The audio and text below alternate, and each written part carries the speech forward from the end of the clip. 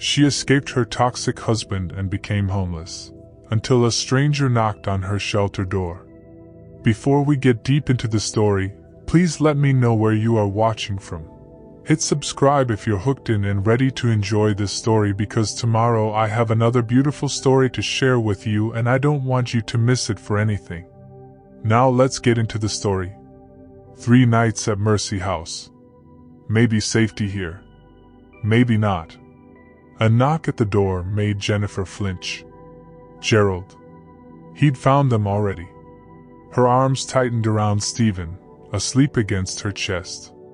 Charles pulled his knees closer, back turned to the world, silent as he'd been for 2 weeks. But the woman who entered wasn't Gerald.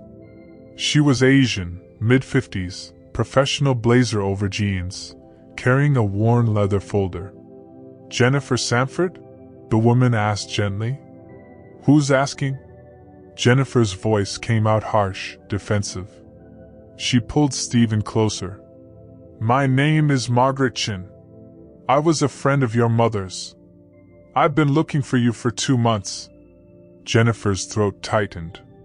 "My mother's been dead for 3 years. "I know," Margaret said, closing the door softly behind her.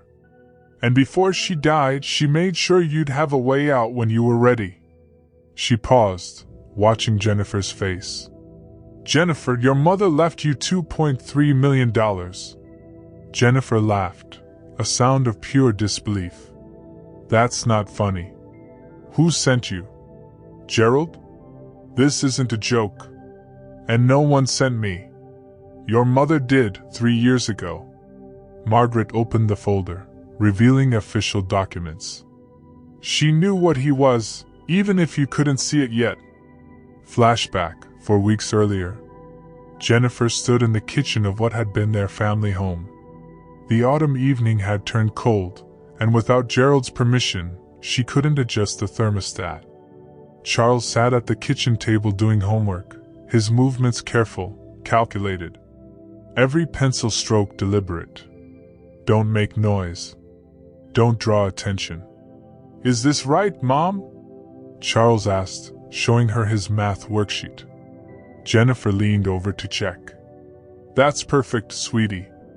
You're so... Why are you coddling him?" Gerald's voice cut through from the doorway. Jennifer hadn't heard him come in. She never did. "He needs to figure things out himself. You're making him weak." "I was just..." Jennifer started. "You were just what?" Gerald crossed to the table, picked up Charles's worksheet. "See, this is wrong. Right here."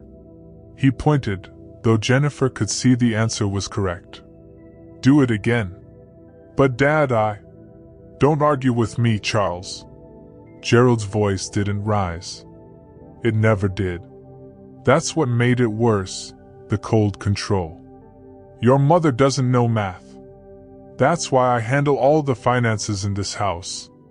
Charles took the worksheet back, hands trembling slightly. He erased the correct answer. Jennifer felt the familiar tightness in her chest. "Say something.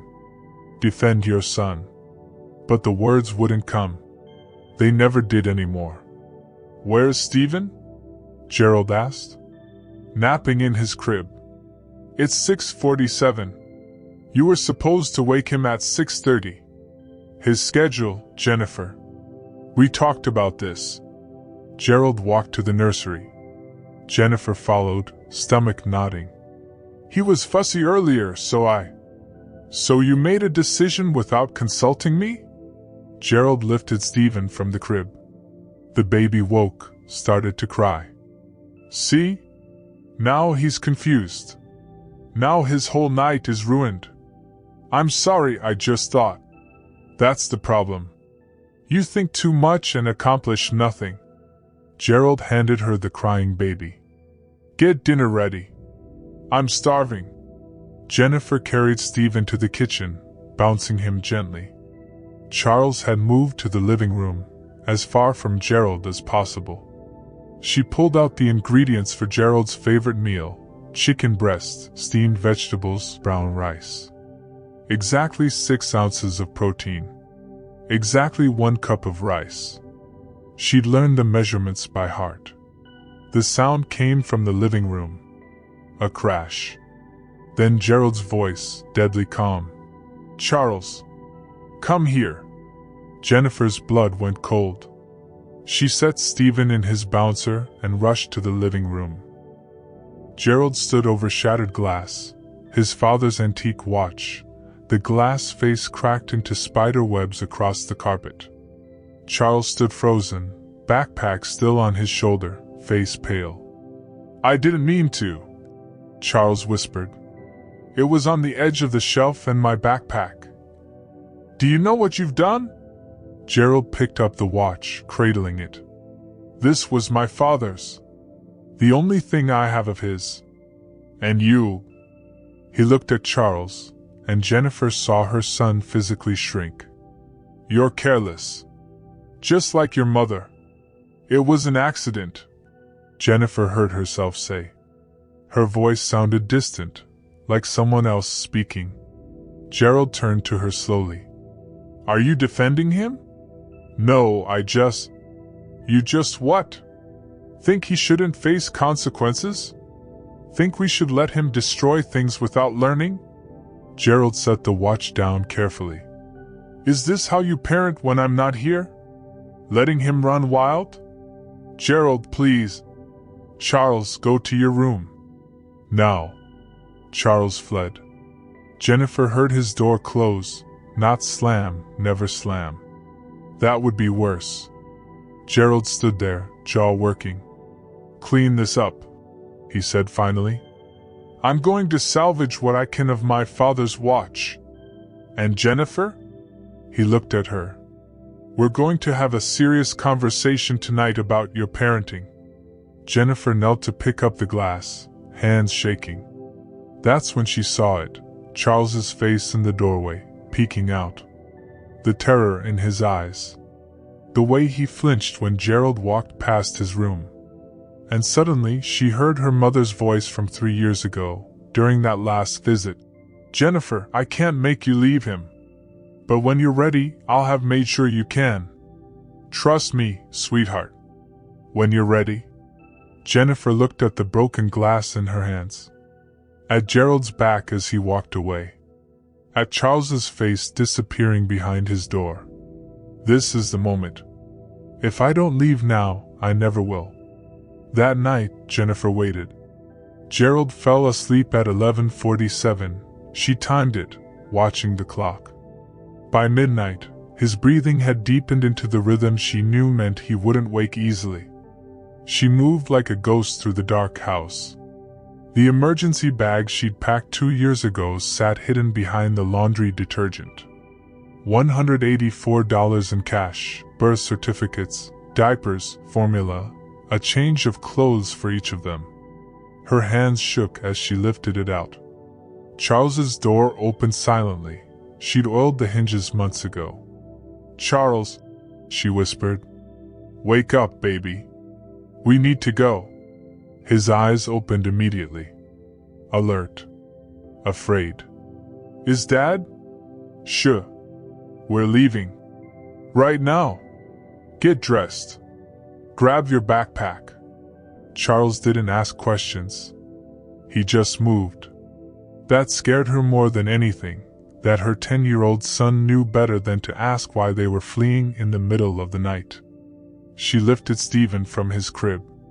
He stirred but didn't cry. Jennifer strapped him to her chest in the baby carrier, then met Charles at the front door. "Where are we going?" Charles whispered. Jennifer looked at her son's face. "Somewhere safe." They slipped out the back door at 1:23 a.m. The October air bit through their jackets. Jennifer had wanted to wait for warmer weather, for more money saved, for a better plan. But Charles's face, that terror, had shattered something in her. They walked 6 blocks to the bus station, checking over their shoulders every few steps. Jennifer's phone buzzed. Once. Twice. Gerald's texts.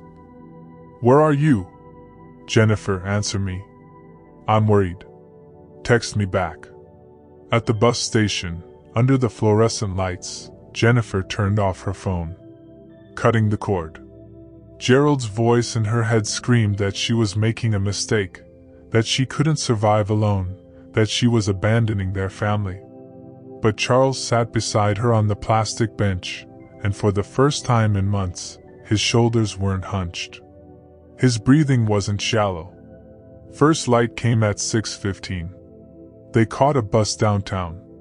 Jennifer had one address memorized, Covenant House, the family shelter on 8th Street. The intake worker looked exhausted. Do you have ID? Birth certificates? Social security cards? Jennifer pulled out what she had. Just these. We left in a hurry. Domestic violence situation. The worker's expression softened. I understand. But we're at capacity. No beds available. Try again tomorrow morning, around 5 a.m. Earlier is better, there's always a line. Outside, reality hit Jennifer with full force. No home. No plan. Just 2 children and $184 that wouldn't last a week. They spent that first day in the public library. Jennifer fed Stephen in the bathroom while Charles drew silently at a table, filling pages with images she couldn't bring herself to examine. By nightfall, they found a 24-hour diner. Jennifer ordered the cheapest items on the menu, stretching them over hours. The waitress, middle-aged, kind eyes, brought extra fries for Charles. You folks need anything else? No, thank you, Jennifer said. We're fine. But they weren't fine. And Jennifer had no idea what to do next. Jennifer's alarm went off at 5:47 a.m. 13 minutes before Gerald's. She silenced it immediately, no sound, no disturbance, and slipped from bed while he still slept. The morning routine had been perfected over years. Coffee brewing by 5:52. His newspaper retrieved from the driveway by 5:55. 2 eggs scrambled dry, wheat toast lightly buttered, orange juice in the blue glass, never the clear one, arranged on the table by 6:15. She moved through the kitchen like a dancer who'd memorized every step. Stephen stirred in his crib at 6:03. She lifted him quickly, before the cry could fully form. Fed him his bottle in the nursery with the door closed. Gerald needed his morning silence. By 6:14, she was plating the eggs when Charles emerged, already dressed for school. Her 10-year-old had learned the same careful choreography. He slid into his chair without scraping it across the floor, opened his backpack soundlessly, pulled out homework to review. Morning, sweetie, Jennifer whispered. Charles glanced toward the stairs. Is he up yet? Soon. Did you finish your math? Yeah. Got stuck on number 12, but I figured it out.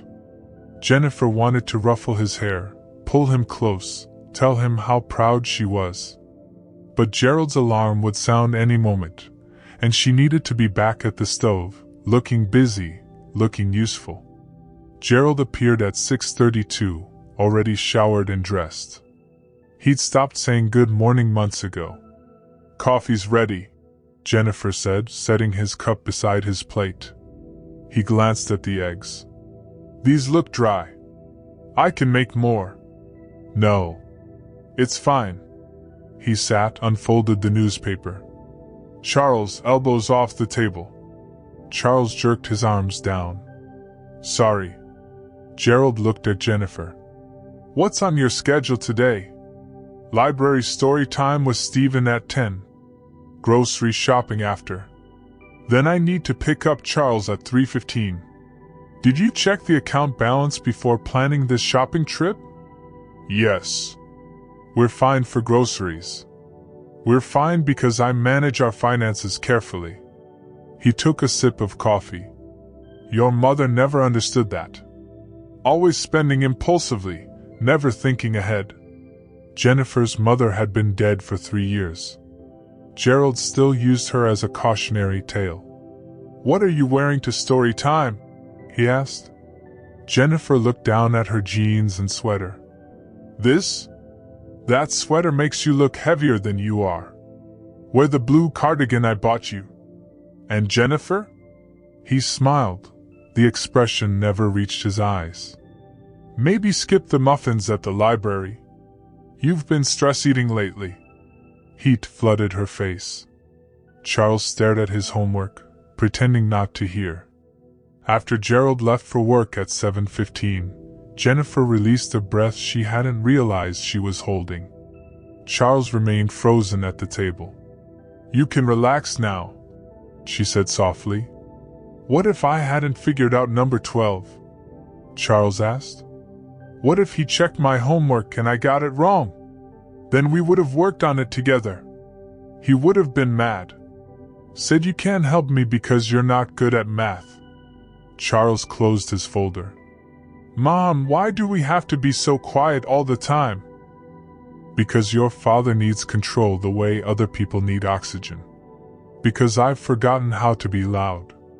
Because I'm so sorry, baby, that I've let this go on so long. It's just easier this way," Jennifer said instead. The day proceeded as scheduled. Story time at the library, Stephen babbling at the books, Jennifer wearing the blue cardigan. Grocery shopping with the calculator app open, checking prices twice. Home by 2:30 to start dinner prep. Charles got home at 3:27, 12 minutes late. Jennifer's stomach nodded.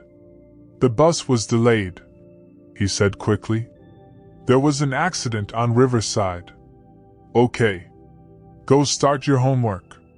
But Charles had set his backpack on the hall table, the table where Gerald kept his father's antique watch displayed on a small wooden stand. As Charles swung the bag to his shoulder, the strap caught the stand's edge. The watch tumbled. Fell. The crystal face hit the hardwood floor with a crack that seemed to echo through the entire house. Charles stood frozen, staring at the shattered glass. "Mom, I didn't mean." "I know. It's okay. We'll figure this out." But her hands were shaking as she knelt to pick up the pieces. This watch, Gerald's father had carried it through World War II. It was the only inheritance he'd received. He kept it on that table like a shrine. "What do we tell Dad?" Charles whispered. Jennifer looked at her son's face.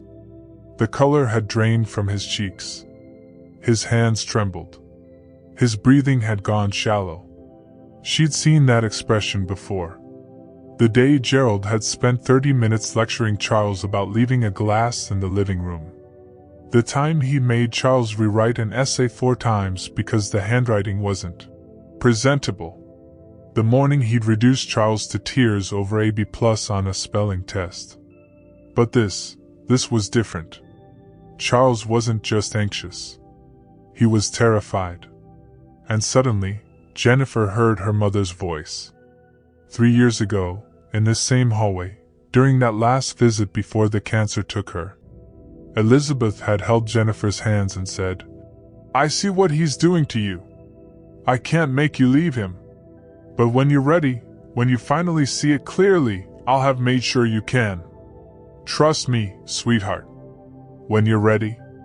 Jennifer had dismissed it then. Gerald wasn't violent. He provided for them. He just had high standards, that's all. Her mother didn't understand. But looking at Charles now, 10 years old and shaking with fear over an accident, Jennifer finally saw it clearly. Gerald came home at 6:47. His eyes went to the hall table immediately. To the empty space where the watch should be. "Where is it?" Jennifer stepped forward, holding the watch. "There was an accident. Charles's backpack caught the stand. The glass is cracked, but I think it can be repaired." Gerald took the watch from her hands, turned it over slowly, looked at Charles. "Come here."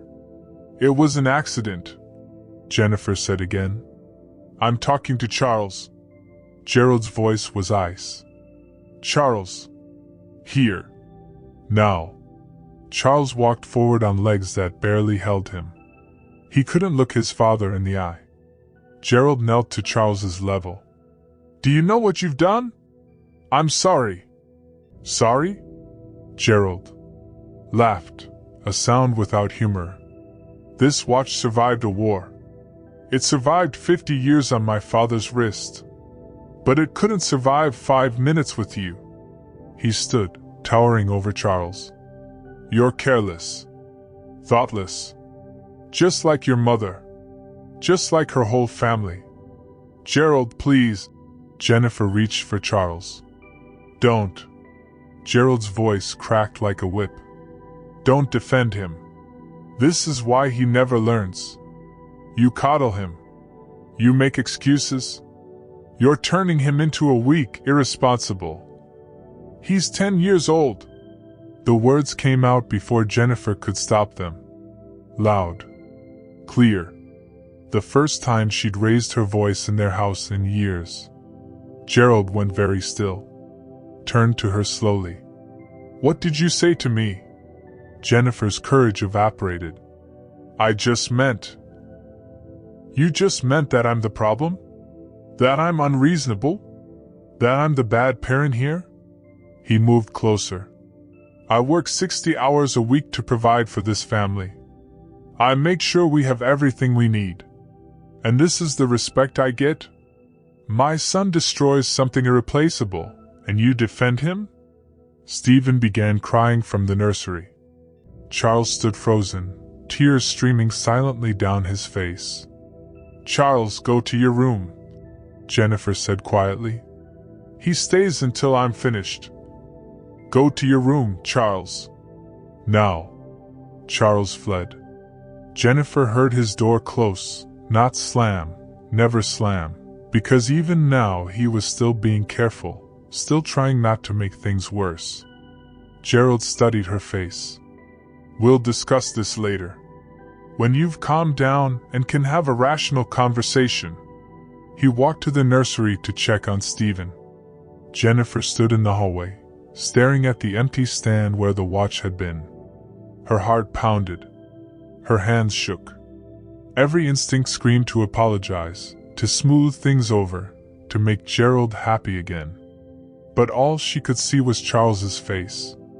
That terror. That resignation. No 8-year-old should accept fear as normal. No 10-year-old should know exactly how to disappear. This is the moment. If I don't leave now, I never will.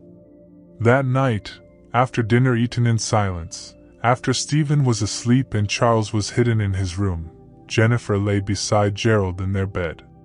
He'd gone to sleep at 11:47 without speaking to her. By midnight, his breathing had deepened into the rhythm she knew meant he wouldn't wake easily. Jennifer stared at the ceiling, counting her heartbeats. Behind the laundry detergent in the utility room, hidden for 2 years, was an emergency bag. Birth certificates. $184 in cash saved dollar by dollar from grocery money. Diapers. Formula. Everything she'd packed the first time she'd thought about leaving, then unpacked because where would they go? How would they survive? But tonight those questions didn't matter anymore. Tonight, all that mattered was Charles's face. Her mother's voice, when you're ready, I'll have made sure you can. Jennifer slipped from the bed at 1:15 a.m. Tonight was the night. Jennifer moved through the dark house like a thief stealing her own children. Charles's door opened without a sound. She'd oiled those hinges 6 months ago, planning for a night like this that she'd never had the courage to execute. Charles. She touched his shoulder. Wake up, baby. We need to go. His eyes opened immediately. Alert. No confusion, no questions. That broke her heart more than anything, that her 10-year-old understood instantly what "we need to go" meant at 1:23 in the morning. Is it Dad? He whispered. Get dressed. Grab your backpack. Only what you need. Charles moved in the dark, pulling on jeans and a hoodie. He packed his sketchbook, colored pencils, 2 comic books. Jennifer wanted to tell him to bring more clothes, more practical things, but there wasn't time. She lifted Stephen from his crib. He stirred, made a small noise. Jennifer held her breath, listening for movement from the master bedroom. Nothing. She strapped Stephen into the baby carrier against her chest, wrapped him in an extra blanket. The emergency bag sat exactly where she'd hidden it 2 years ago. Birth certificates in a Ziploc bag. $184 in cash, 1s, 5s, 10s, stolen from grocery money over months. 6 diapers. 3 bottles. 4 scoops of formula in a plastic container. 2 changes of clothes for Stephen. The silver pendant her grandmother had given her, the only thing of value she owned that Gerald hadn't catalogued and claimed. They met at the back door. Charles looked up at her, backpack on both shoulders, and she saw trust in his eyes that she hadn't earned, not yet, but maybe could. "Where are we going?" he asked. Jennifer looked at her son. She could tell him she had a plan. She could lie and say everything would be okay. Instead, she said, "Somewhere safe." The October air bit through their jackets. They walked quickly, Jennifer checking over her shoulder every few steps. Gerald's car wasn't in the driveway. Good. He wouldn't know they were gone until morning. Maybe longer if he slept late on a Saturday. 6 blocks felt like 6 miles. Stephen stayed quiet against her chest, his warm weight the only comfort. Charles walked beside her without complaint, though she knew his feet hurt. His sneakers were too small, had been for months, but Gerald said he didn't need new ones until Christmas. The bus station glowed under fluorescent lights at 1:47 a.m. A handful of people occupied the plastic seats. A man in a security uniform, 2 teenagers with headphones, an elderly woman with a shopping cart full of belongings. Jennifer chose seats in the corner, away from the others but visible to the attendant behind the glass. Charles curled against her side. Stephen slept. Jennifer watched the door. Her phone buzzed at 2:13 a.m. "Where are you?" Her stomach clenched. He'd woken up. Noticed the empty bed. "Jennifer, answer me." Another buzz. "I'm worried. Text me back." She stared at the screen. Gerald's face smiled up from the contact photo, a picture from their wedding 12 years ago when she'd still believed his intensity meant passion, his attention meant love. "I just want to know you're safe." Charles lifted his head. "Is that Dad?" Jennifer nodded. "What are you going to tell him?" She looked at her son. At the hope in his eyes that maybe, this time, they really weren't going back. At Stephen sleeping peacefully because he was too young to know what fear meant. At the emergency bag with $184 that wouldn't last a week. Jennifer turned off her phone. The screen went black. The buzzing stopped. For the first time in 12 years, Gerald couldn't track her, couldn't reach her, couldn't fill her head with his voice telling her what to think, what to feel, what to do. "We're really leaving?" Charles whispered. "We're really leaving." Dawn came at 6:15, gray and cold. Jennifer counted the cash again. $184. She bought 2 bus tickets downtown for $8. That left $176. Covenant House occupied a brick building on 8th Street. Jennifer had driven past it 100 times, never imagining she'd walk through those doors. The intake worker looked tired, kind. "I need a place for myself and my children. Do you have ID? Birth certificates? Social security cards?" Jennifer pulled out what she had, her driver's license, the laminated birth certificates. "Just these. We left in a hurry. Domestic violence situation." The woman's expression softened. "I understand. But we're at full capacity right now. No beds available." She saw Jennifer's face fall. "Try again tomorrow morning. Come at 5 a.m., there's always a line. Earlier is better." Outside, reality crashed over Jennifer like cold water. No shelter. No home. Nowhere to go. Just 2 children and $176 and no plan beyond this moment. They spent the day at the public library. It opened at 9 a.m., and Jennifer had never been so grateful for fluorescent lights and bathrooms with running water. She fed Stephen in a stall, his bottle balanced on her knee. Changed his diaper on the metal changing table. Charles found a table in the children's section and drew, filling pages with images Jennifer couldn't bring herself to examine. By 3 p.m., Stephen was fussy. By 5 p.m., Jennifer's back ached from carrying him. By 7 p.m., the library closed, and they were back on the street. The diner on Jackson Street advertised 24-hour service. Jennifer ordered coffee for herself, a kid's meal for Charles, a side of fries. Total, $11.47. Charles ate slowly, making each fry last, and Jennifer realized he understood. The money had to stretch, had to last, had to be enough. The waitress was middle-aged with kind eyes and comfortable shoes. She refilled Jennifer's coffee without asking. Brought extra fries for Charles. "You folks need anything else?" "No, thank you. We're fine." But they weren't fine. Jennifer did the math in her head.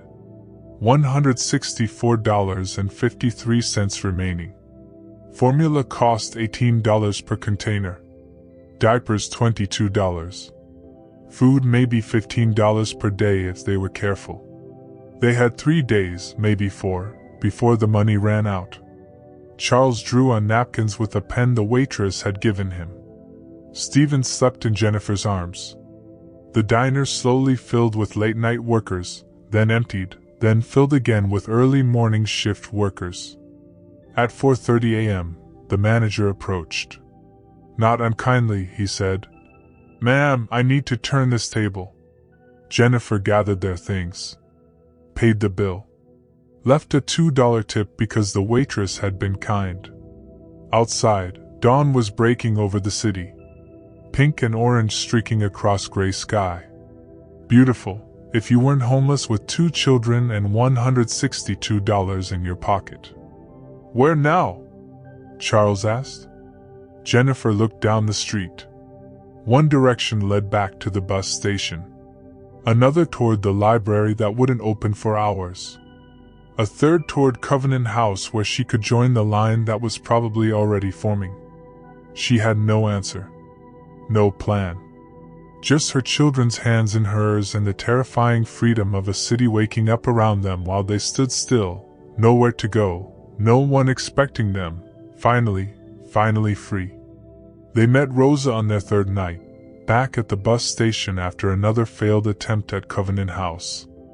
Jennifer had claimed 2 seats in the corner, Stephen asleep against her chest, Charles curled beside her with his sketchbook.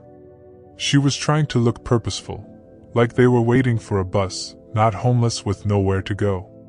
The woman who sat down across from them was maybe 50, with gray-streaked hair pulled into a tight bun and a military-style backpack at her feet. She studied Jennifer with sharp eyes that had seen too much. "First week?" the woman asked. Jennifer's defenses went up. "Excuse me? On the streets. I can tell. You're still checking the clock every few minutes. Still hoping someone will offer help. Still thinking this is temporary." She extended a hand. "Rosa Martinez." Jennifer hesitated, then shook it. "Jennifer, you've got maybe a week before this breaks you," Rosa said bluntly. "Let me teach you how to survive." Over the next hour, Rosa laid out the map of street life like a general planning a campaign. Hospital emergency room lobbies were safer than bus stations, security, bathrooms, vending machines, and they couldn't kick out families as easily. St. Mary's on Lexington had the best waiting room. county general on the east side had social workers who looked the other way. Never sleep in parks after dark unless you're in a group, Rosa continued. Never put your bag down, not even to pee. Keep your ID and cash in different pockets. Food banks on Tuesdays and Thursdays at Grace Methodist. They don't ask for proof of address.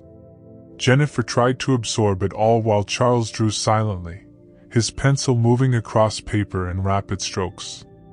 Your boy okay? Rosa asked, nodding at Charles. He's just quiet. Quiet or not talking? Jennifer looked at her son. Charles hadn't spoken since yesterday morning when he'd asked for water. Not a word at the library. Not a sound at dinner. She thought he was just tired, traumatized, adjusting. But Rosa's question made her stomach clench. Charles, baby, are you hungry? Charles continued drawing without looking up. Charles? Nothing. The pencil kept moving, filling the page with dark, heavy lines. How long? Rosa asked quietly. Since yesterday. Maybe longer. I don't know. Jennifer's voice cracked. What did I do to him? We left to protect him, and now he won't even speak. You didn't do this. His father did this. The streets did this.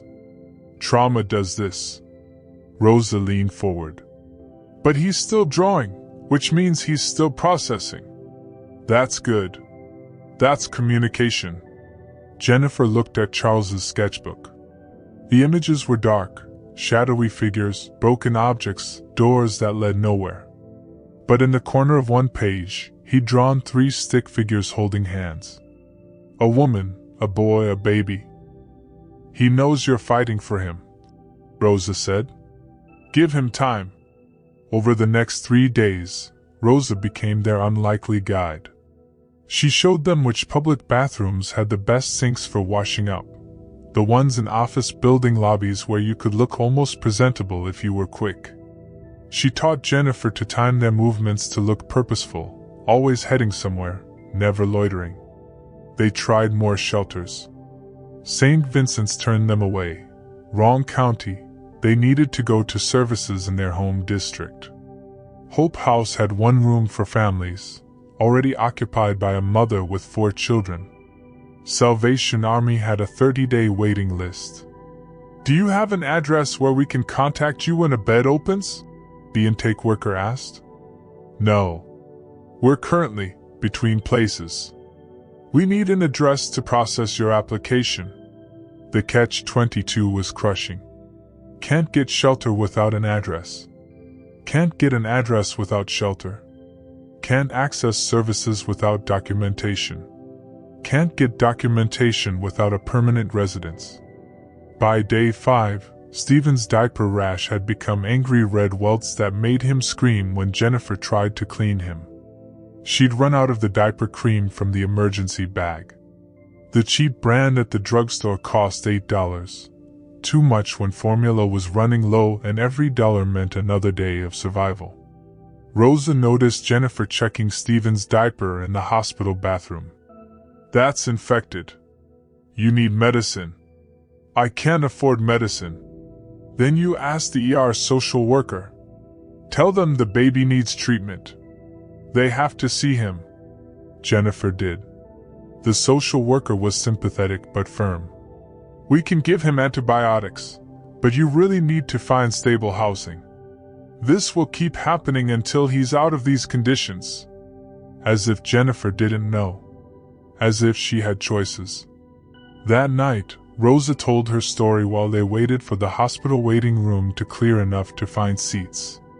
20 years in the Army, 3 tours overseas. PTSD that the VA tried to treat with pills that made her feel like a zombie. Lost her apartment when she couldn't work. Fell through every crack in the system designed to catch veterans. 10 years I've been out here, Rosa said. And I've learned something important. The system isn't broken by accident. It's broken by design. Keeps people like us from getting help, then blames us for needing it. How do you survive? Jennifer asked. How do you not give up? Rosa looked at her. Some days I don't know. But then I meet someone like you, and I remember, we save each other. That's the only safety net that works. On day 7, Rosa told Jennifer about Mercy House. It's a converted school building on the north side. Bare bones, shared rooms, strict rules, 30-day limit. But they take families without the runaround. Monday morning, 6 a.m., be first in line. You might have a chance. Monday morning arrived cold and gray. Jennifer, Charles, and Stephen stood outside Mercy House at 5:30 a.m. 3 other families were already waiting. By the time the doors opened at 8 a.m., Jennifer's legs ached and Stephen was crying from hunger. The intake process took 2 hours. Questions, drug tests, background check, house rules. Jennifer signed everything without reading, would have signed away her soul for a bed and a roof.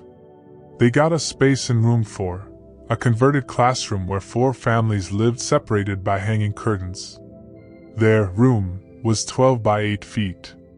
2 cots, 1 donated crib, a plastic storage bin for belongings. Charles walked to 1 cot and sat down without a word.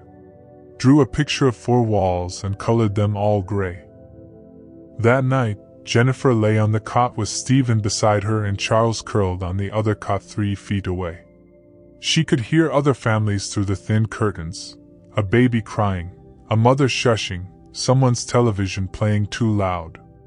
They had a roof. They had safety. They had 30 days.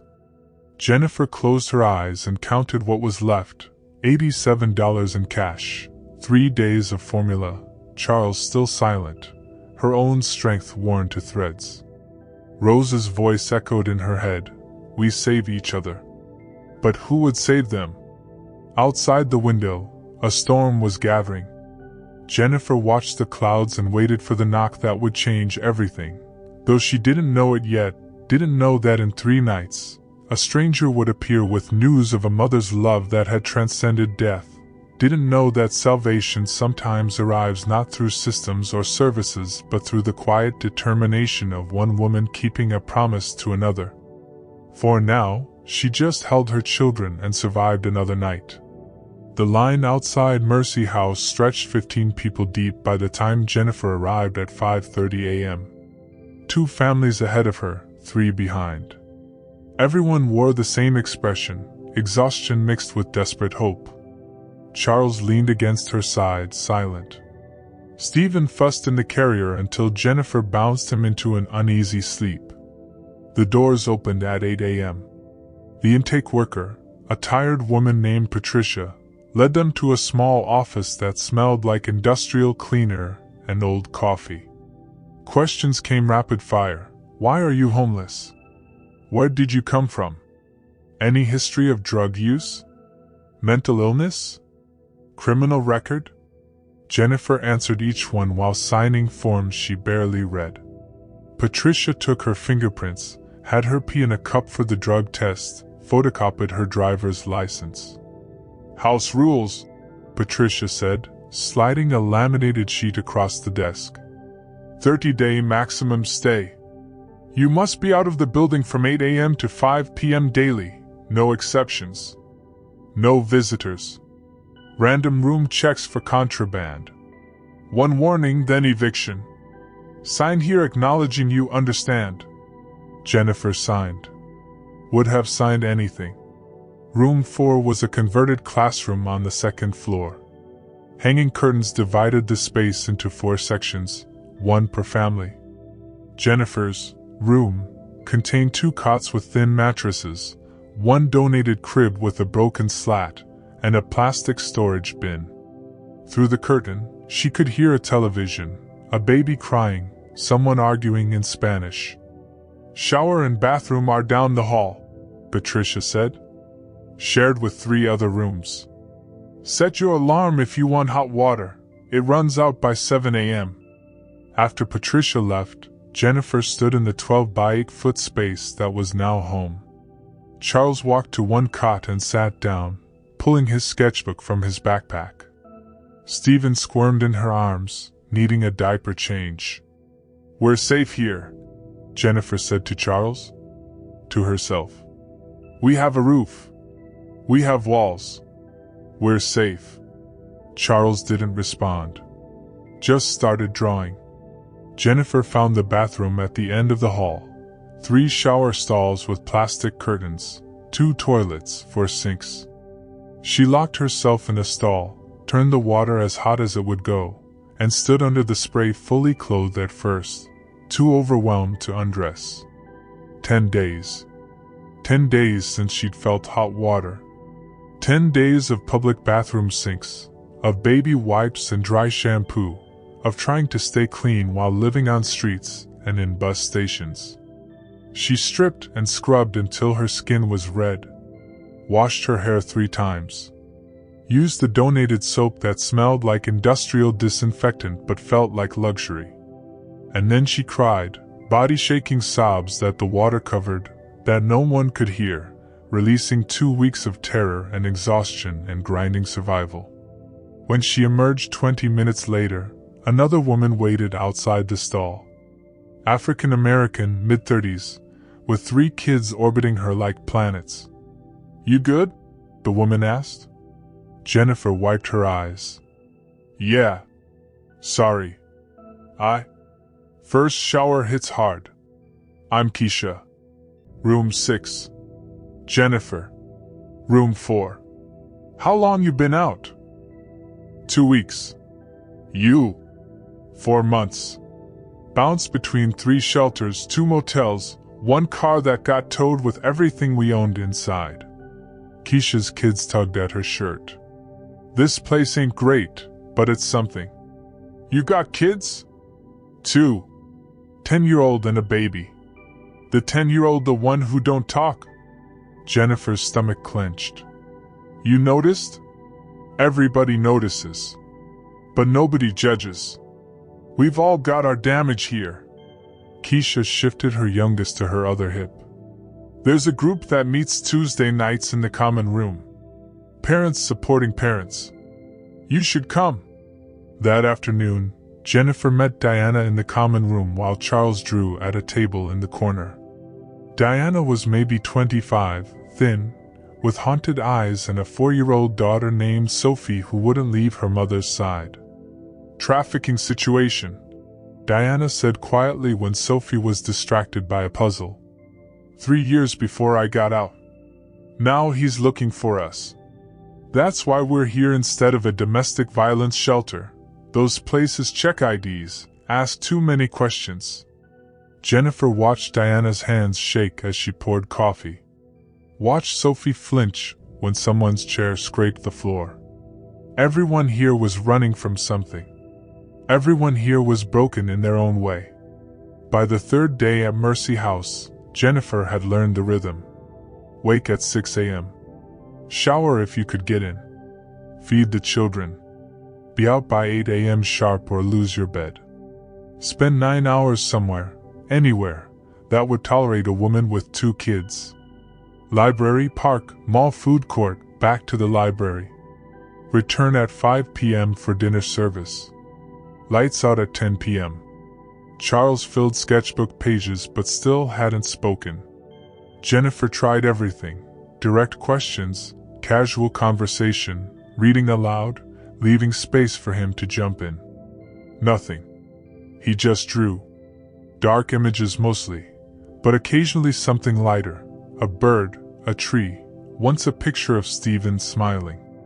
On day 4, Jennifer's phone, which she turned back on to check messages, rang. Unknown number. She almost didn't answer. "Mrs. Sanford? This is Melissa Chen from Riverside Elementary. I'm calling about Charles." Jennifer's blood went cold. "Is he okay? He hasn't been in school for 2 weeks. And when I contacted your home address, your husband answered. He said he doesn't know where you are. Mrs. Sanford, I need to inform you that I'm filing a report with Child Protective Services regarding Charles's absences and current living situation. Please don't." Jennifer's voice cracked. We left a domestic violence situation. I'm trying to get us stable. I just need time. I understand, but I'm a mandated reporter. When a child misses this much school and we can't verify their welfare, I have to report. Ms. Chen's voice softened. Come meet with me. Tomorrow. Bring Charles. Let me see that he's okay. Maybe I can hold off on the report. Jennifer agreed because she had no choice. That night, lying on her cot with Stephen beside her and Charles 3 feet away on his cot, Jennifer fought the urge that had been growing stronger each day. She could call Gerald. Apologize. Go back. It wouldn't be good, but at least Charles would have his school, his room, his routine. Stephen would have formula and clean diapers and a crib that wasn't broken. She wouldn't have to pretend she knew what she was doing. You can't handle things alone. Gerald's voice in her head, smooth and certain. You never could. You need me. But then Rose's voice cut through. You're handling it. You got this far. Don't you dare give up now. Jennifer rolled onto her side, watching Charles sleep. His face looked peaceful for the first time in weeks, even though he wouldn't speak, even though they were living in a shelter with 30 days and counting. On the third night at Mercy House, Jennifer had just gotten Stephen to sleep after an hour of fussing. Charles was curled on his cot, sketchbook open beside him, finally still. The building had quieted, televisions muted, conversations dropped to whispers, exhausted families settling into whatever rest they could find. A knock at the curtain that served as their door. Jennifer's first thought, Gerald found us. Her heart hammered. She stood, positioned herself between the curtain and her children, ready to scream, to fight, to do whatever it took. Jennifer Sanford? A woman's voice. Calm. Professional. Not Gerald. Jennifer pulled the curtain aside. The woman was Asian, mid-50s, wearing a blazer over jeans, carrying a leather folder that looked expensive and out of place in this converted school building. Her eyes were kind but searching. Who's asking? Jennifer's voice came out sharp, defensive.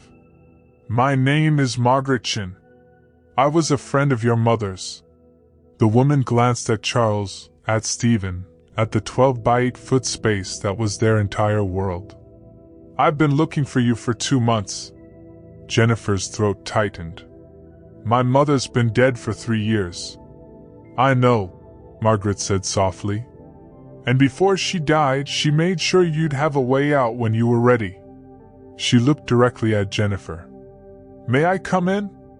I have something important to tell you about your mother. About what she left for you. Margaret stepped through the curtain, and Jennifer let her, though every instinct screamed danger. The woman moved carefully, aware of the tight space, the sleeping baby, the boy watching from his cot with wide, silent eyes. What do you want? Jennifer asked, keeping her voice low. Margaret reached into her blazer and pulled out a wallet, flipped it open to show ID. Margaret Chin, MSW. Licensed clinical social worker. Then she pulled out her phone, scrolled through photos. An older woman with Jennifer's eyes and salt and pepper hair, smiling. Margaret beside her at what looked like a coffee shop.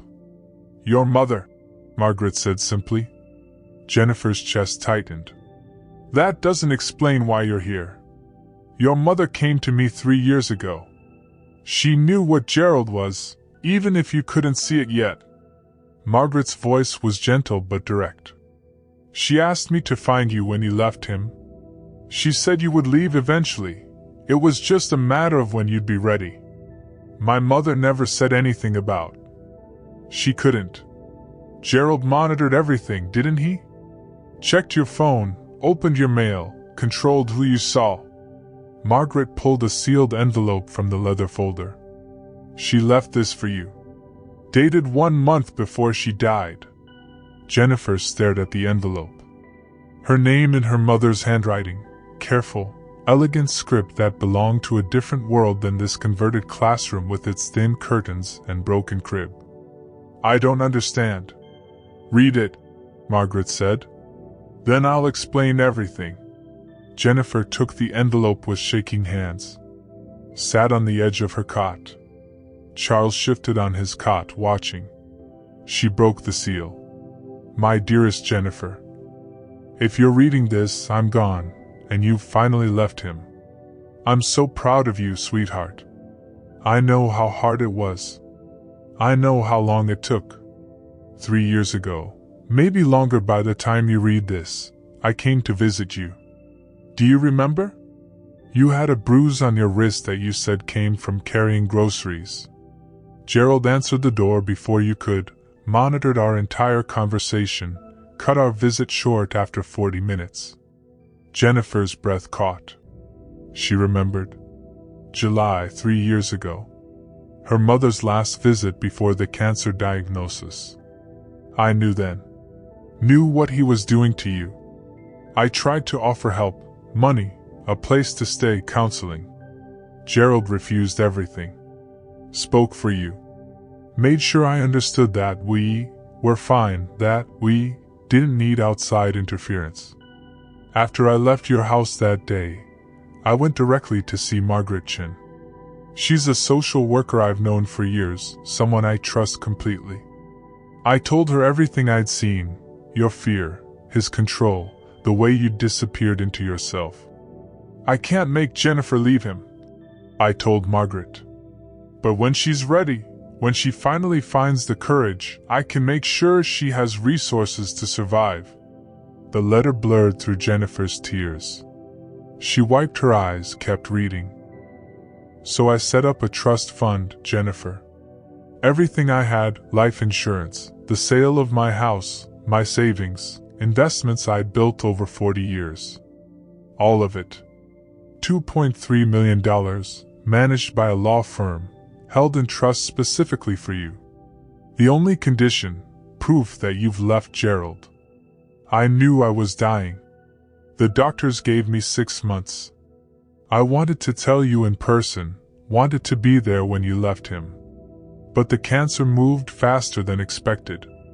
By the time I understood how little time I had left, Gerald had stopped letting me see you at all. He said my negativity was bad for you.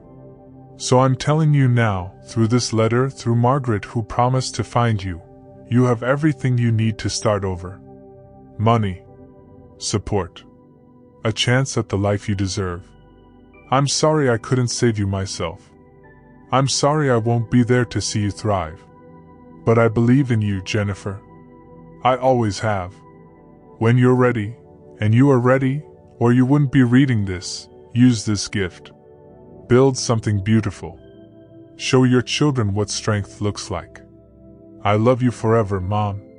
Jennifer's hands shook so hard she nearly dropped the letter. Charles slid off his cot, crossed the 3 feet between them, and for the first time since they'd left, he touched her. His small hand on her arm. Not speaking, but present. There. Margaret spoke quietly. Elizabeth set up the trust 3 years ago. $2.3 million, held by Blackwell and Associates law firm. It's been managed carefully, actually grown to $2.4 million with investments. The moment you left Gerald, it became accessible to you. How did you find me? Jennifer's voice was barely a whisper. I've been searching since your mother died. I knew you were still with Gerald. I checked periodically. Then 2 weeks ago, you disappeared. No forwarding address, no phone contact. I accessed the regional shelter database. Social workers have that clearance. When you registered here at Mercy House 3 days ago, your name flagged. Jennifer looked up. This is real? Completely real. Margaret opened the folder, pulled out official documents. Trust papers with law firm letterhead. Bank statements. Elizabeth's handwritten will. Your mother made me promise 2 things, find you when you left, and help you navigate everything that comes after. Not just money, Legal protection, housing, therapy, rebuilding your life. What if Gerald finds out? What if he tries to take it? He can't. The trust is structured specifically to protect you. It's in your name only, requires proof of separation, and has clauses that prevent anyone else from accessing it, including through marriage claims. Margaret leaned forward. Jennifer, your mother thought of everything. She knew Gerald would try to manipulate, control, claim ownership. She made this bulletproof. I don't deserve this. The words came out broken. I stayed with him for so long. Let Charles suffer. Let my mother die thinking I was too weak to leave. Stop. Margaret's voice was firm but kind. Your mother never thought you were weak. She thought you were surviving. She knew leaving takes time, courage, the right moment. That's why she set this up, not to judge you for staying, but to support you when you were ready to go. Charles's hand tightened on Jennifer's arm. She looked at her son, his first intentional touch, his first connection since going mute. His eyes held something she hadn't seen in weeks. Hope. What do I do? Jennifer asked. First, we get you out of here. Not tonight. You need time to process, and I need to make arrangements. But soon. Within days. Margaret pulled out a business card. This is my personal number. Call me tomorrow morning, 9 a.m. We'll meet with the law firm, access the trust, start building your new life. What if this is a trick? What if Gerald sent you somehow? Margaret spread the documents across Jennifer's cot. Trust papers signed by Elizabeth and witnessed by a notary. Photos spanning years. Margaret and Elizabeth at coffee shops, restaurants, what looked like a book club. Bank statements showing the trust's growth month by month. Your mother loved you, Margaret said simply. She spent her last months making sure you'd have a way out. I spent 3 years keeping that promise. This is not a trick. This is your mother's final gift, and it's time you accepted it. Jennifer held the letter. Her mother's words, proof that even dying, Elizabeth had been fighting for her daughter's freedom. Charles leaned against her side, still silent but present. Stephen slept peacefully, unaware that everything had just changed. So, Jennifer, Margaret said, standing to leave but watching her carefully. Are you ready? Ready to accept help. Ready to trust. Ready to believe she deserved saving. Ready to step into the life her mother had built for her with her dying breath. Jennifer looked at Charles. At Stephen. At the 12-by-8-foot space that had been their haven for 3 nights and would soon be a memory. Yes, she whispered. I'm ready. The bank lobby felt like a cathedral. High ceilings, marble floors, the hushed reverence of money. Jennifer stood frozen just inside the entrance, Margaret beside her, Stephen in the carrier against her chest, Charles gripping her hand so tightly his knuckles were white. I can't do this, Jennifer whispered. Yes, you can. Margaret's voice was steady. One step at a time. The last time Jennifer had been in a bank was 12 years ago, opening a joint account with Gerald 3 days after their wedding. He'd done all the talking. She just signed where he pointed. Within a month, he'd moved everything to an account in his name only. Easier this way, he'd said. I handled the finances. You handled the home. Now her hands shook as Margaret guided her to a desk where a bank officer waited, a woman in her 40s with kind eyes and a nameplate that read, Sandra Mitchell. Ms. Sanford, welcome. Sandra gestured to chairs. Margaret explained your situation. I want you to know, this account will be in your name only. You control access. You make all decisions. Do you understand? Jennifer nodded, not trusting her voice. Sandra walked her through each form, explaining every line. Signature cards. Access codes? Online banking setup. Jennifer's vision blurred twice, panic threatening to overwhelm her. Margaret's hand on her shoulder kept her grounded. And here's your current balance, Sandra said, turning the screen toward Jennifer. $2,347,891.14. Jennifer stared at the number. It didn't look real. Couldn't be real. That many zeros didn't belong to someone who'd spent last week sleeping in a shelter, who'd stretched $184 across 2 weeks, who'd counted pennies for formula. Would you like to make a withdrawal today? Sandra asked gently. I don't know. How much should I? Whatever you need, Margaret said. There's no wrong answer. Jennifer thought about the $47 left in her pocket. About needing formula, diapers, food. About the coat Charles needed because his was too thin for October. $500? You can take more, Margaret said. 500 that's more than I've ever. Jennifer couldn't finish the sentence. Sandra counted out 520s and 50s. Jennifer held the cash, feeling its weight. The first money she'd controlled in a decade. Money that Gerald hadn't approved, hadn't allocated, hadn't monitored. Hers. At the law office, Jennifer met Rachel Kim, the attorney handling her case. Rachel was sharp-eyed and no-nonsense, laying out the legal strategy like battle plans. We're filing for a restraining order based on documented psychological abuse and financial control. Simultaneously, we're filing for emergency custody of both children. The trust fund actually works in your favor, proves you have means to provide stable housing, which counters any claims of instability. When will Gerald know? Jennifer asked. He'll be served at his workplace tomorrow. First real consequence he's faced, I imagine. Rachel's smile was thin. Men like Gerald depend on their victims having no resources. You just became his worst nightmare, a woman with money and a good lawyer. Apartment hunting felt surreal. Margaret drove them through neighborhoods Jennifer had only seen from bus windows. Tree-lined streets, well-maintained buildings, children playing in yards. We could look at houses, Margaret suggested. Large homes. You can afford. No. Jennifer's response was immediate. Nothing like Gerald's house. Nothing that feels like that. What do you want?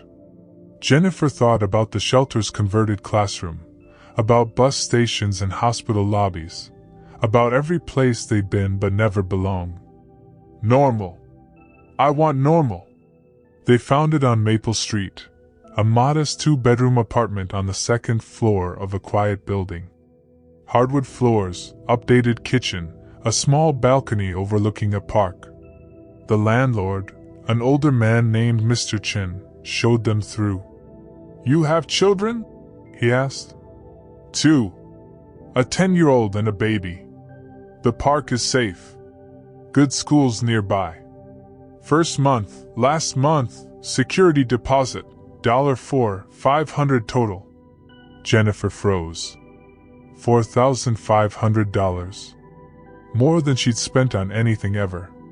More than. We'll take it, Margaret said, then looked at Jennifer. Unless you don't want it?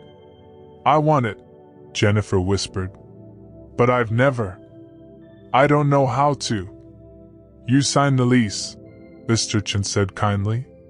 That's all. Your name, your signature, your apartment. Jennifer signed her name on the lease, the first contract she'd executed herself in 12 years. Her hand shook so badly the signature barely looked like hers. But it was hers. All hers. Charles spoke for the first time since the shelter, his voice rusty from disuse. We get our own rooms? Jennifer's eyes filled with tears. She knelt to his level. Yes, baby. Your own room. Your own space. That afternoon, Dr. Sarah Patel's therapy office felt safe in a way Jennifer hadn't expected. Soft lighting, comfortable chairs, toys scattered in one corner for Charles. Dr. Patel was Indian American, mid-40s, with a calm presence that made even the intake questions feel gentle. Charles will do play therapy, Dr. Patel explained. We'll use art, games, sand trays, ways for him to process trauma without forcing verbal communication. For you, Jennifer, we'll work on unpacking a decade of psychological abuse, rebuilding your sense of self, developing tools for when the old patterns try to resurface. How long until we're fixed? Jennifer asked. Healing isn't linear. Some days will feel like backsliding. That's normal, not failure. Dr. Patel leaned forward. You've survived something terrible. Now you get to learn how to thrive. Shopping at Target felt like moving through a dream. Margaret pushed the cart, while Jennifer selected items with Stephen in her arms and Charles walking beside her. Diapers, formula, clothes for both boys, sheets for their new beds, dishes, towels, everything needed to build a life from nothing. Jennifer kept reaching for the cheapest options, store-brand formula, thin towels, discount clothes. You can get the better diapers, Margaret said gently. You're allowed. These are fine. Jennifer. Margaret stopped the cart. You have $2.3 million. You can buy good diapers. The concept wouldn't compute. Jennifer had spent 12 years counting every dollar, justifying every purchase, choosing cheaper because cheaper was all Gerald deemed necessary. The poverty mentality had burrowed into her bones. But she put the better diapers in the cart, and the soft towels, and the clothes that fit Charles properly instead of too small. That night, their first night in the apartment, Jennifer unpacked their few belongings while Charles explored his room. She heard his gasp of delight. Margaret had secretly arranged for art supplies to be delivered. Sketchbooks, colored pencils, markers, watercolors, a small easel by the window. Stephen laughed at something, a dust mote in the sunlight, maybe, or just the joy of space to move. It was the first time in weeks Jennifer had noticed his laughter, had space in her own fear to hear her baby's happiness. Later, after a dinner they'd chosen themselves and eaten at a table with actual chairs, Jennifer tucked Charles into his bed, a real bed with a real mattress and sheets that smelled like laundry detergent instead of shelter disinfectant. "Good night, baby," she whispered, kissing his forehead. Charles looked up at her, his eyes clearer than they'd been since the watch broke. His lips moved, forming a word he hadn't spoken in weeks. "Mom." One word. But it was everything. Jennifer went to her own bedroom, hers, with a door that locked from the inside, where no one would monitor her sleep or wake her with demands. She looked in the bathroom mirror at a woman she barely recognized. Thinner, older, marked by survival. But also free. She thought of the other families still at Mercy House. Keisha with her 3 kids. Diana and Sophie. Rosa still on the streets. Guilt twisted her stomach. Why did she get saved when they were still trapped? "You'll help them," her mother's voice whispered. "When you're strong enough, you'll open doors for others." Jennifer turned off the light and climbed into her own bed. Through the thin walls, she could hear Charles breathing steadily, Stephen making small sleep sounds. Her children, safe. Her home, chosen. Her life, finally her own. She closed her eyes and, for the first time in 12 years, slept without fear. Rachel called on a Tuesday morning, her voice tight with controlled anger. "Gerald filed for full custody. His petition claims you abandoned the family home, that you're mentally unstable based on your shelter stay, that you essentially kidnapped the children, and this is my favorite part, that you're using mysterious money from unknown sources, implying drug dealing or prostitution." Jennifer's coffee mug slipped from her hand. shattering on the kitchen floor. Charles looked up from his cereal, eyes wide. "What does this mean?" Jennifer asked. "It means he's scared. Men like Gerald don't file for custody because they want their children. They file to regain control." Rachel paused. "There's a hearing Thursday for temporary custody arrangements. You'll need to be there. Bring the children." "I have to see him?" "Yes." "I'm sorry." Thursday arrived gray and cold. Jennifer dressed carefully, conservative blouse, slacks Margaret had helped her choose, minimal makeup. Looking stable. Looking sane. Looking like a mother who deserved her children. The courthouse smelled like floor wax and fear. Gerald stood with his lawyer in the hallway, a man in an expensive suit who looked like he ate opposing counsel for breakfast. When Gerald saw Jennifer, his expression shifted through surprise, calculation, then settled on wounded concern. "Jennifer." He took a step toward her. "Thank God. I've been so worried." "Don't." Rachel stepped between them. "There's a restraining order." "Back up." Gerald's lawyer, name tag read Martin Cross, smiled thinly. "A restraining order based on fabricated claims of abuse. We'll be addressing that." Inside the courtroom, Jennifer sat with Rachel, Margaret, and the children. Charles pressed against her side, refusing to look toward where Gerald sat. Stephen babbled, oblivious. The judge, a woman in her 60s with sharp eyes, reviewed the filings. "Mr. Sanford, you're claiming your wife kidnapped your children?" Gerald stood. "Your Honor, I came home from work to find them gone.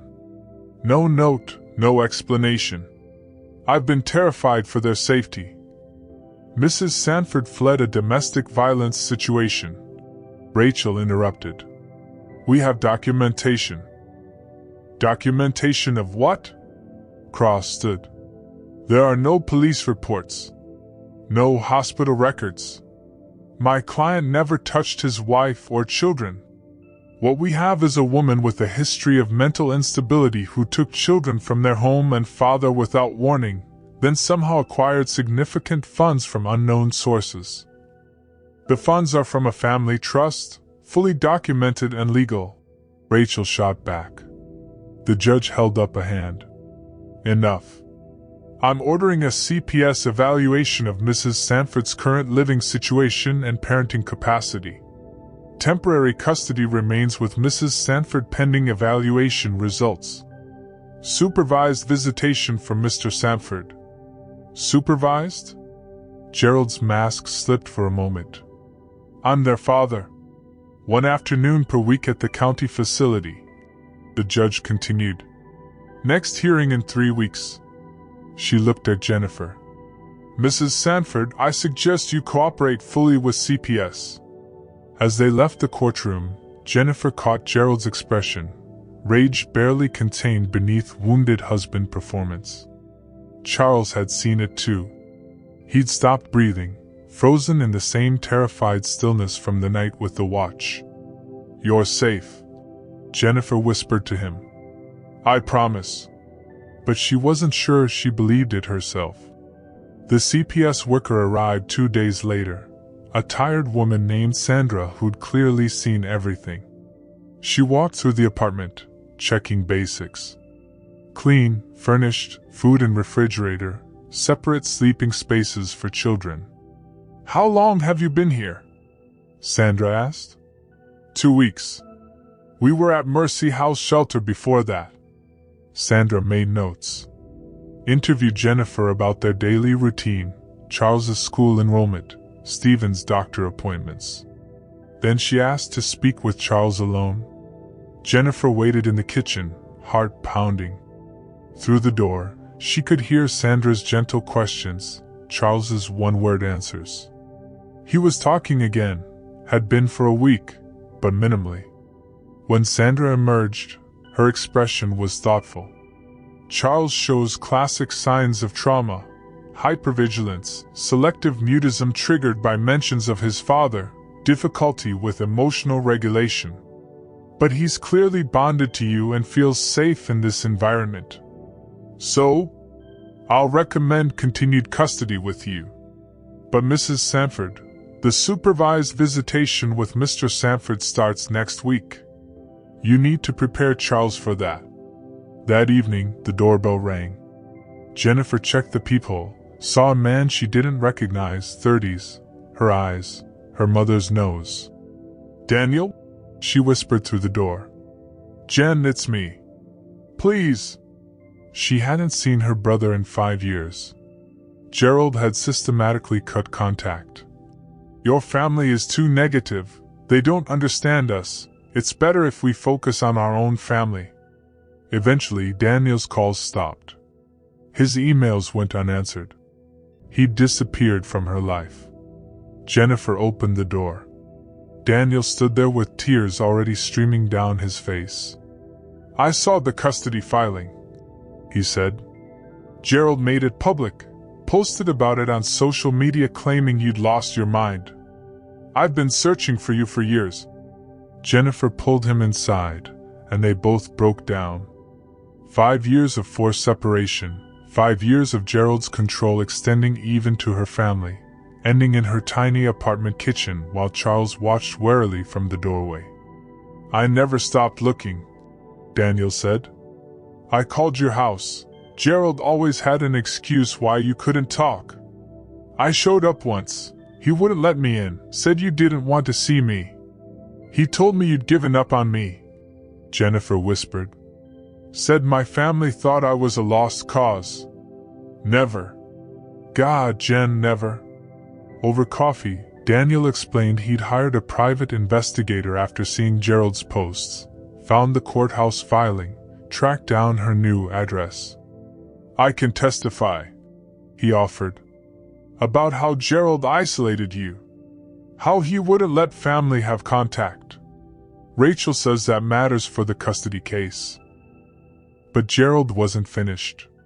The harassment started small, block number calls that Jennifer didn't answer. Then escalated. Gerald showed up outside Dr. Patel's office when Jennifer was leaving therapy. Followed her car for 3 blocks before she called the police. Appeared at Daniel's workplace, claiming he just wanted to talk about the children. The rumors started circulating too. Jennifer heard through a former neighbor that Gerald was telling people she'd had a complete mental breakdown, that she'd stolen money meant for the children's college fund, that she'd abandoned him without warning or reason. It's what abusers do, Margaret explained. They control the narrative, make themselves the victim. When Gerald violated the restraining order by showing up at Charles's new school, the police finally took it seriously. He spent a night in jail, was released with a stern warning and an extended protection order. Good, Rachel said when Jennifer told her. Now we have documentation of his inability to respect boundaries. That helps our case. Rachel's strategy shifted. We need to stop playing defense. Thursday, we go on offense. You're going to testify, really testify, about what he did. The psychological abuse, the control, the isolation. Everything. I don't know if I can. You can. Rachel leaned forward. Gerald's entire power came from making you believe you couldn't function without him. Time to prove him wrong. That night, Jennifer sat at her kitchen table with Rachel on one side, Margaret on the other, and Daniel across from her. They'd become her team, her chosen family, the people standing between her and Gerald's attempts to reclaim control. Tell me about the first time you knew something was wrong, Rachel said, pen ready. Jennifer took a breath and began. And for the first time, speaking her truth felt less like weakness and more like warfare. The courtroom felt like a stage where Jennifer's entire life would be judged. She sat between Rachel and Margaret, Charles on her other side, Stephen mercifully with a babysitter Daniel had arranged. Across the aisle, Gerald sat with Martin Cross, looking every inch the concerned father in his tailored suit and perfectly knotted tie. Judge Patricia Hoffman entered, and everyone rose. Jennifer's legs barely held her. Cross called Gerald to the stand first. Jennifer watched her husband, ex-husband, she corrected herself, transform into the man she'd fallen in love with 12 years ago. Warm, concerned, vulnerable. Mr. Sanford, please describe your marriage to Jennifer. Gerald's voice caught. I loved her. Love her still. I worked hard to provide everything she needed, a home, security, stability. I thought we were happy. He paused, wiping his eyes. When I came home that night and found them gone, no note, no explanation, I was terrified something had happened to them. Did you ever abuse your wife or children? Never. God, never. Gerald looked directly at the judge. Jennifer has always been fragile, anxious.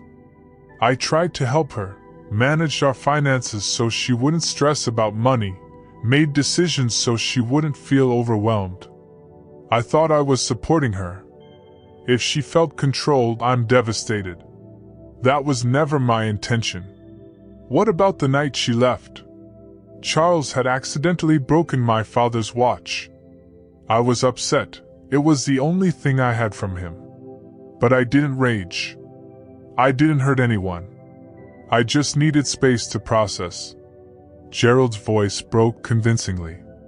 I never imagined she'd take that as a reason to leave. To take my children. Cross sat down, satisfied. Rachel stood. Mr. Sanford, did your wife have access to bank accounts? We had a joint account initially, but yes or no? Did Jennifer have access to money? Not directly, but she could ask for anything she needed. Did she have her own credit card? No, but did she make financial decisions about household purchases? Gerald's jaw tightened. I managed finances. That's not abuse. Did you monitor her phone? I was concerned about her. Yes or no? Yes. Did you decide what she wore? I offered suggestions. Did you isolate her from her family? Her family was toxic. Yes or no, Mr. Sanford? Did you prevent her from seeing her brother Daniel for 5 years? Gerald's mask cracked slightly.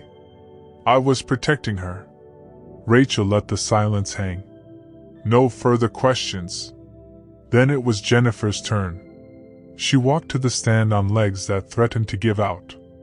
Every eye in the courtroom watched her. Gerald's eyes especially, she could feel them like physical weight. Rachel's voice was gentle. Jennifer, tell the court about your marriage. Jennifer's voice came out as a whisper. It wasn't always bad. At first, Gerald was attentive, caring.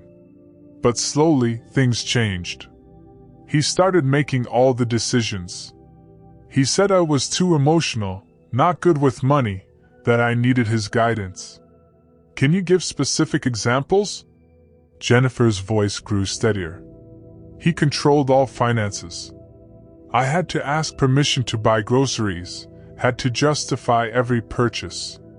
He monitored my phone, checked my texts, my calls, my location. He decided what I wore, saying some clothes made me look inappropriate or heavy. He isolated me from my family, especially my brother Daniel, saying they were negative influences. Did he physically abuse you? No. He never had to.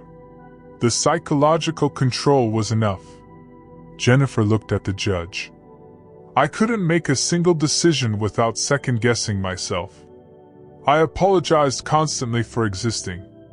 I made myself smaller and smaller until there was almost nothing left. What made you leave? Jennifer's hands trembled. She gripped the chair arms. Charles accidentally broke Gerald's father's watch. Gerald's rage, it wasn't physical, but it was terrifying. Charles froze with fear. Complete terror. And I realized my 10-year-old son was afraid of his own father. I'd let it get so bad that my child lived in fear. Her voice broke. That's when I knew. If I didn't leave then, I never would. Why didn't you tell Gerald you were leaving? Because he would have stopped me. Convinced me I was overreacting. Made me doubt myself. That's what he'd done every other time I'd considered leaving. I had to go when he couldn't manipulate me into staying. Cross stood for cross-examination, his expression predatory. Mrs. Sanford, isn't it true that you left with your children in the middle of the night without informing their father? Yes. Isn't that kidnapping? No. Jennifer's voice was stronger now. I took my children to safety. That's what mothers do. You claim abuse, but there are no police reports. No hospital records. No bruises. Isn't it possible you're fabricating this to justify your actions? Abuse doesn't always leave visible marks, Mr. Cross. My husband spent 12 years destroying my self-worth, isolating me from support, making me believe I couldn't survive without him. That's abuse. The fact that you can't see the scars doesn't mean they don't exist. But you somehow found $2.3 million. My mother left me that money specifically to escape. She saw what Gerald was doing even when I couldn't. How convenient. A dead woman who can't testify. Mr. Cross. Judge Hoffman's voice cut through.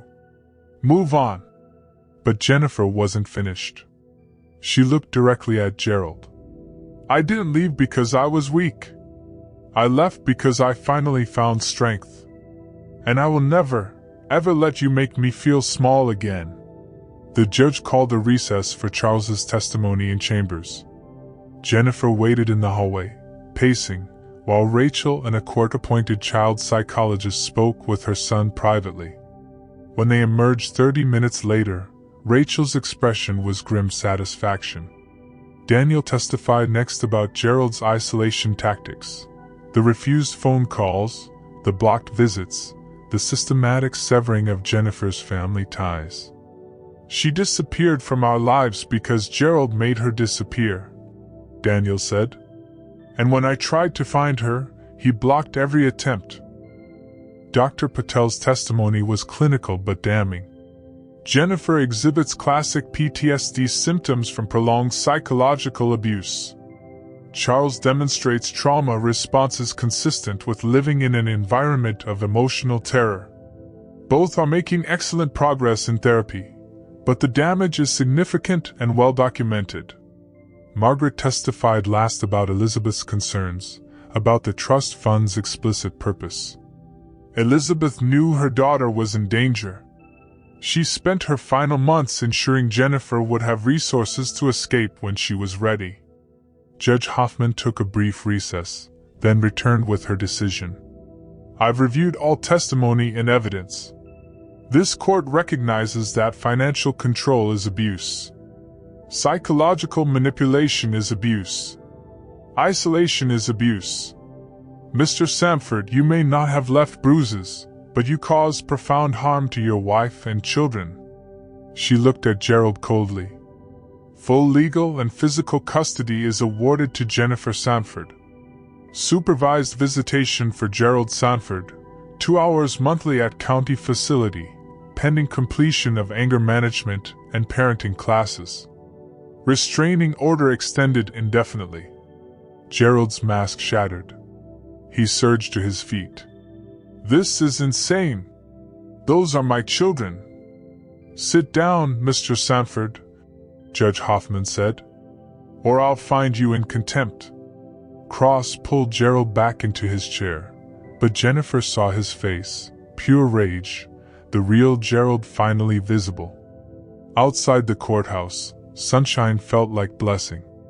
Charles ran to Jennifer, wrapped his arms around her waist. We don't have to see him? Charles asked. Only if you want to. And never alone. I promise. Daniel carried Stephen down the courthouse steps. Margaret walked beside Jennifer, her hand on Jennifer's shoulder. "Elizabeth would be so proud," she said quietly. Jennifer looked at her chosen family, Daniel, Margaret, her children, and at the courthouse behind them where a judge had finally said, "You were right. You were harmed. You deserve protection." They walked toward the parking lot, toward home, toward the life Jennifer had built from nothing. Charles held her hand tightly. Stephen laughed at something Daniel said. Margaret smiled with quiet satisfaction. For the first time since she met Gerald 12 years ago, Jennifer felt truly, completely free. Jennifer's hands trembled as she adjusted the microphone, but this time it wasn't from fear, it was anticipation. 6 months ago, she'd stood in a shelter intake line with 2 children and no future. Now she stood before a renovated apartment complex, its fresh paint gleaming in the afternoon sun, ready to offer 12 families what she'd been given, a genuine second chance. 6 months ago, I stood at Mercy House shelter with my 2 sons and no hope, she began, her voice carrying across the assembled crowd of local officials, media, and donors. A stranger knocked on my door and changed everything. But the real gift wasn't money, it was my mother's belief that I could survive. Today, we open second door to tell other survivors, you can not only survive, but thrive. She'd used a portion of Elizabeth's trust to purchase this small complex, transforming it into something unprecedented. Each family would receive 12 months of transitional housing, but more importantly, comprehensive therapy, job training, childcare, and case management. Margaret had agreed to serve as program director, and Dr. Patel had partnered to provide therapeutic services. It wasn't just shelter, it was rebuilding from foundation to roof. The name had come to Jennifer one sleepless night. The first door was getting out, escaping, surviving. The second door was building a new life, stepping into possibility rather than running from danger. Our first resident is someone special to me, Jennifer continued, gesturing toward the crowd. Rosa taught me how to survive on the streets when I had nowhere to go. Today, I get to teach her about stability. Rosa stepped forward, tears streaming down her weathered face, clutching the key Jennifer extended. You didn't forget me, Rosa whispered. Never, Jennifer replied. You saved me first. Charles approached the microphone next, no longer the silent boy who'd witnessed violence but an 11-year-old finding his voice. My mom is the bravest person I know, he said clearly. She saved us. Now she's saving others. His therapy sessions with Dr. Patel were working. He spoke now, drew constantly, attended school without hiding. Stephen toddled around the platform behind them, 16 months old and blissfully unaware of the significance, representing pure hope untouched by their past. Daniel stood at the edge of the platform, his presence steady and permanent now. You moving here permanently? Jennifer had asked him weeks ago during one of their planning sessions. Already found a job, he'd replied. I'm not losing you again. Margaret approached as the ceremony concluded, embracing Jennifer tightly. How do I thank you for everything? Jennifer asked. Live well. Help others, Margaret said simply. That's how you thank Elizabeth. Dr. Patel joined them, observing the crowd. Some days I still hear Gerald's voice, Jennifer admitted quietly. You will for a while, Dr. Patel acknowledged. But your voice is getting louder. Jennifer met the new residents afterward, including a young mother whose haunted eyes mirrored Jennifer's own 6 months earlier. This isn't charity, Jennifer told her firmly. This is investment. We believe in you. As the crowd dispersed and families began exploring their new units, Jennifer stood alone for a moment, studying this second door sign. She thought of Elizabeth, who'd chosen this path decades ago despite her own suffering. She thought of Margaret, keeping a promise to a dead friend. She thought of Rosa, teaching survival when Jennifer had nothing else. She understood now, we save each other. The inheritance wasn't just money, it was the courage to transform pain into purpose. Jennifer returned to the ribbon, where Charles, Stephen, Rosa, Margaret, and Daniel waited. The first residents gathered, hope flickering cautiously in their expressions. Jennifer lifted the scissors, cut the ribbon, and watched the doors swing open. "Welcome home," Jennifer said to the families entering. And this time, she meant it, for them, and finally for herself. Thank you for watching this video to the end. I'm pretty sure you enjoyed it. We have a lot of other interesting and beautiful stories lined up for you already, so click on the image showing on your screen to watch the next one.